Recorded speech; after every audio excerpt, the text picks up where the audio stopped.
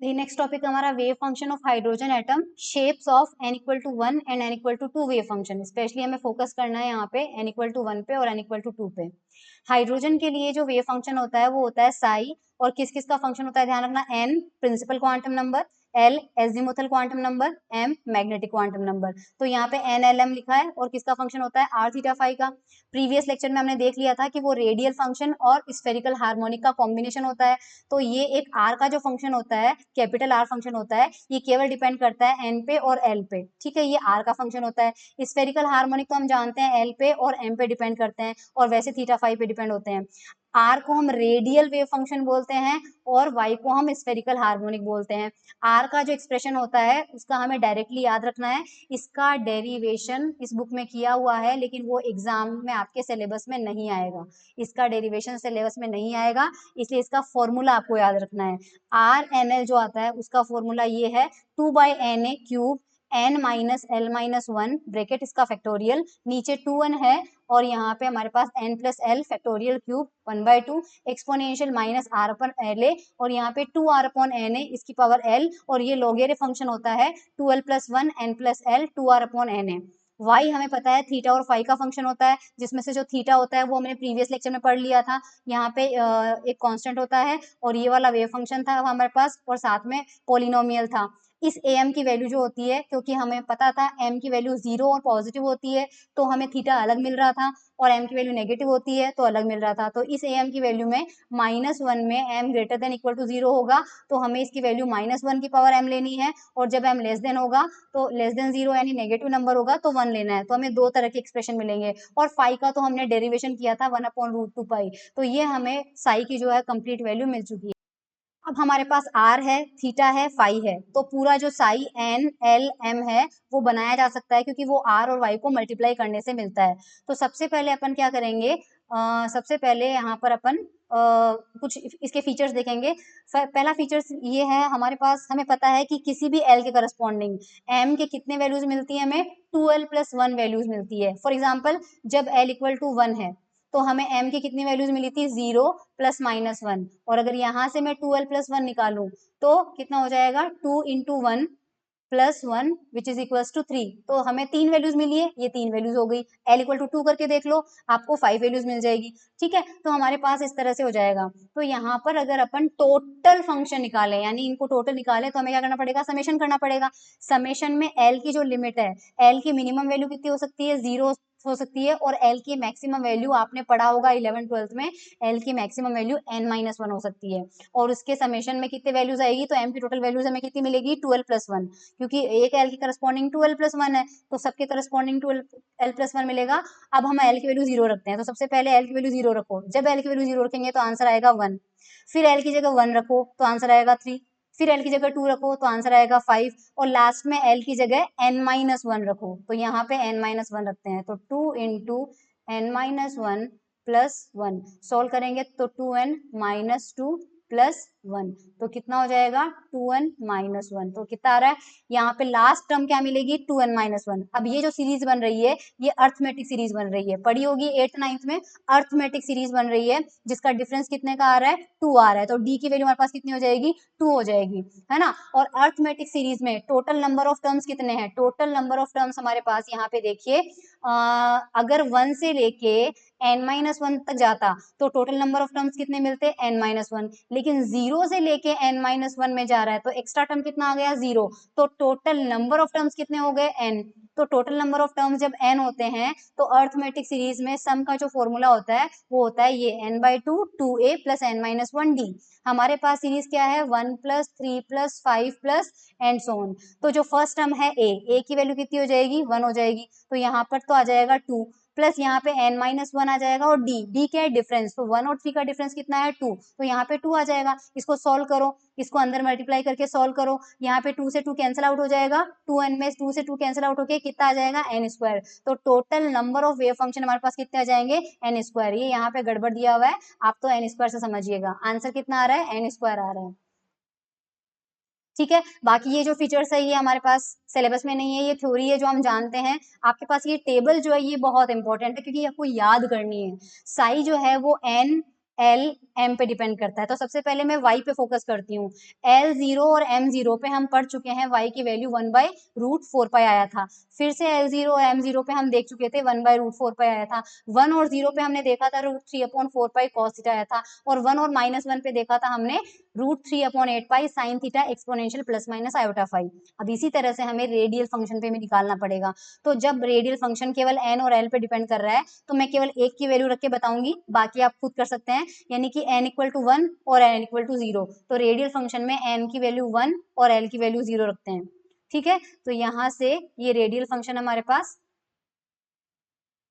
और इसमें हमारे पास, मुझे इस एल फंक्शन का, इस स्पेशल फंक्शन की वैल्यू पता नहीं है, बट वी कैन ट्राई। तो हमारे पास n की वैल्यू 1 है और l की वैल्यू 0 है। तो ये n तो 1 हो गया, तो इसको हटा दो यहाँ से। ये n हमारे पास है 1, l की वैल्यू है हमारे पास 0, और ये 1 हो जाएगा। तो यहाँ क्या है, 1 - 1 फैक्टोरियल, 1 फैक्टोरियल 1 - 1 यानी 0 फैक्टोरियल, तो ये पूरी वैल्यू 1 हो जाएगी। तो यहाँ से ये वैल्यू पूरी 1 मिल रही है अपन को, न्यूमरेटर। यहाँ पे 2n, n की वैल्यू कितनी है 1, तो यहाँ 2 हो जाएगा। ये n प्लस l, l कितना है 0, तो कितना हो जाएगा 1।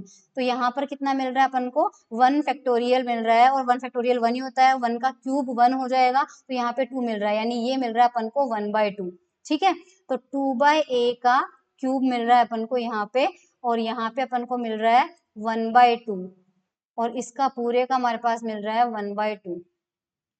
ओ माय गॉड, देखते हैं, चलो e की पावर -r/n है, तो n 1 है, तो सिंपली e की पावर -r/a मिलेगा। और ये फंक्शन आई गेस यहाँ पे 2r/n है, तो यहाँ पर भी हमें मिलेगा 2r/a, और इसकी पावर कितनी है l की वैल्यू कितनी है 0, तो 0 का मतलब 1 हो जाएगा।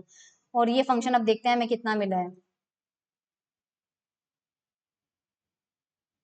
तो e की पावर -r/a मिला है हमें, राइट। ये यहाँ पे 2/√a³ है, वो उसका सॉल्यूशन किया है, जो कोफिशिएंट हमें मिला है इसको सॉल्व किया है। इसको पूरा सॉल्व करोगे, क्योंकि 2 का क्यूब है, यहाँ पे 1 है, तो ये 2 का स्क्वायर हो जाएगा और a का क्यूब हो जाएगा। तो हमारे पास कितना आ जाएगा, इसको सॉल्व करेंगे, इसको सॉल्व करेंगे तो हमारे पास ये कोफिशिएंट आ जाएगा, ये 2/√a³ आ जाएगा। तो इस तरह से जो है r/nl की वैल्यू जो है वो आप ये रखेंगे, 2 0 रखेंगे तो ये मिल जाएगा, 2 1 रखेंगे तो ये मिल जाएगा, और 2 1 रखेंगे तो ये वाला और ये वाला सेम ही होगा, क्योंकि इसके लिए n और l की वैल्यू सेम है। अब हमारे पास जो साई था, वो साई क्या था, r और y का मल्टीप्लीकेशन, तो इन दोनों को मल्टीप्लाई करना है, तो हमें क्या मिल जाएगा, साई 1 0 0। इन दोनों को मल्टीप्लाई करेंगे तो साई 2 0 0। इन दोनों को मल्टीप्लाई करेंगे तो साई 2 1 0, और इन दोनों को मल्टीप्लाई करेंगे तो मिलेगा साई 2 1 ±1। ठीक है, तो यहाँ पे लिखे हुए हैं ये साई 1 0 0, 2 0 0, 2 1 0, 2 1 1 और 2 1 -1। ये वे फंक्शन हमें याद रखने हैं। इनके शेप कैसे होते हैं, तो n = 1, क्योंकि 1 2 3 ये सब n = 1 और n = 2 के करस्पॉन्डिंग ये है, क्योंकि हमने n = 2 हाईएस्ट लिया है। देखो n = 2, तो 5 वेव फंक्शन मिल रहे हैं, क्योंकि n = 1 के लिए तो आपको एक वेव फंक्शन मिला था, और n = 2 के लिए आपको 5 वेव फंक्शन मिले हैं। 1 2 3 सॉरी 4 वेव फंक्शन आपको n = 2 के लिए मिले हैं, तो टोटल 5 मिले हैं। तो इन पांचों को हमें ड्रॉ करना है। तो पहले तो मैं आपको इनका वेव फंक्शन दिखाती हूँ, इनका शेप दिखाती हूँ, उसके बाद में इनकी प्रोबेबिलिटी का डेरिवेशन। तो ये शेप भी आपको याद रखना है, क्योंकि उसका ग्राफ प्लॉट करना इज वेरी डिफिकल्ट। तो ये सबसे पहले आर के हैं, यहाँ पे केवल रेडियल फंक्शन ड्रॉ किया हुआ है, केवल आर ड्रॉ किया, ध्यान रखना। तो ये r 1 0 है, 1 0 का मतलब n = 1, l = 0, तो ये क्या हो जाएगा 1s, ये 1s का ड्रॉ है। ये r 2 0 है, यानी कि ये क्या है 2s का वेव फंक्शन है, और ये r 2 1 है, 2 1 का मतलब हो जाएगा ये 2p है। तो 1s 2s और 2p, और n = 1 में केवल 1s ही होता है, n = 2 में 2s होता है, और n = 2 में 2p होता है, 2d होता ही नहीं है। इसलिए आपको ये शेप याद रखना है, ये वाला ग्राफ याद रखना है, और ये वाला ग्राफ याद रखना है। अब इनकी प्रोबेबिलिटी का मतलब होता है इनका स्क्वायर, वेव फंक्शन का स्क्वायर। तो पहले हम क्या करेंगे, प्रोबेबिलिटी का फॉर्मूला देखेंगे। तो पहले प्रोबेबिलिटी का फॉर्मूला निकालते हैं। देखो, हमें पता है प्रोबेबिलिटी का फॉर्मूला होता है mod of Sai square dv, और जो वॉल्यूम एलिमेंट होता है वो r² sin theta dr d theta d phi होता है। तो हम सबसे पहले क्या करेंगे, थीटा और फाई के टर्म्स को अलग कर लेते हैं एक बार, आर वाले को छोड़ देते हैं, बाद में करेंगे, ठीक है। तो आर वाले को अलग लेंगे, तो यहाँ पे थीटा का केवल एक फंक्शन है साइन थीटा, करेक्ट। तो साइन थीटा को डी थीटा के साथ ले लिया और इसकी लिमिट आ गई 0 to पाई। उसी तरह से जो डी फाई है उसकी लिमिट आ गई 0 से फाई, और यहाँ पे मोड ऑफ साई का स्क्वायर आ गया।